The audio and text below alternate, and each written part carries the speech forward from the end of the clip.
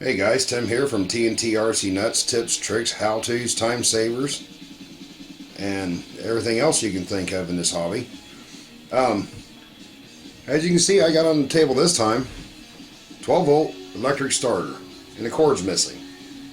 Well, that cord was cut off on purpose. This is the way I eliminate the need for a long cord, 12-volt batteries, bulky stuff that you have to carry to the field. Well, I'm going to show you now how you can start anything. Literally 11.1 lipo. Doesn't matter what C rating, doesn't matter what milliamps. I have used this method now for about the past 5 years.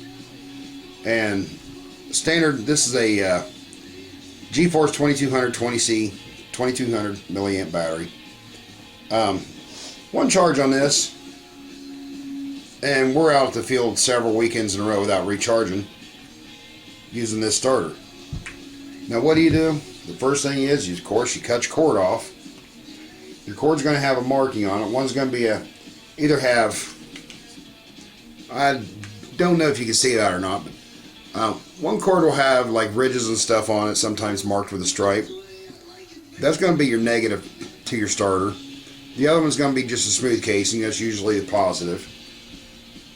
But you put you cut it off to the desired length. Don't have to be too long. Put a male Dean's on it. Take your lipo. Let's plug her up. And there you have it. This is a low battery, but you get the idea. Spinning in the right direction, and it provides plenty of torque on a single battery to start up to a 90 size airplane easily, especially on a fresh charge. Now let's say you need just a little bit more oomph. You do not need to go out and buy, I know people are going to sit there and say support your local hobby shops, but why carry two starters? If you have upwards to a 160, 180, 200 size 4 strokes even, you simply get you a series connector, plug that in. The starter will handle the voltage. I've done this for years also on two 12-volt car batteries. And of course you need to just plug in one lipo to each. Now you do not want to parallel. All that does is up your milliamps. You want series, because you want to go from negative, positive, negative, positive, negative, positive to up your voltage, keep your milliamps the same. If you go in series, then you're going to up your milliamps, keep your voltage the same. So that means if you go in series, or parallel, I'm sorry, all you're going to do is just get twice the life. But now, what do you think that'll start? I can hold that here for any length of period of time. The starter doesn't get warm. The batteries aren't getting warm. But you definitely have plenty of torque, as you can see, to get something started. Well, this is another thing you can do with your lipos. You can see I here have some tools. Well, these aren't tools. They are tools, but now these are tools dubbed for starting helicopters or cars, or anything that utilizes the starter shafts. Well, this is what I was using. I was using 1/4 inch extension, 1/4 inch driver that holds into a drill, and a bit that fits the same like a starter. Now people are looking at this right now and saying, okay, well that's a starter wand. No, it's not. A friend of mine found this at Lowe's. This is an H6 3/8 drive 6-inch bit, ball driver bit. It fits all the starter knuckles. Fits the helis, fits cars, whatever has the one-way starter shafts on. And he picked this up, I think he said for $6, and it's made by Cobalt. And he got a Cobalt 3/8 drive to adapter for a drill. And all you do is plug that in And, you know, like I said, what do you do with extra lipos? Well, here's my cordless drill. Well, batteries went out of it several years ago. So I was like, how can I get this drill to work? Because I didn't have a drill at the time. I needed it. Well, I come up with a bright idea. Since it was a 6-volt drill, it's not used for an extended period of time. Tore out the batteries. Male JST connector. Female JST connector. Little length of cord, and it's attached right up there to a 11.1 lipo. And yes, I do need to charge that. But see, lipos are the one things we always have laying around these days because of electric.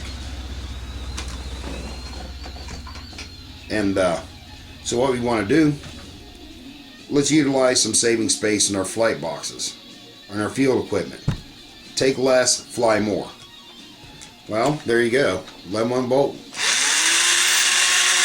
I got what her and I call now the not so cordless drill. And if I need to, I can detach it. That can go into the box. I can grab my lipo. This is an old E-Sky lipo here that I use for literally my electric starter. This is the one I actually plug into here. But there you go. I mean, there's some simple little tips and tricks for you of what you can do with some spare stuff. Don't get rid of that old cordless drill. There is a way to make it work.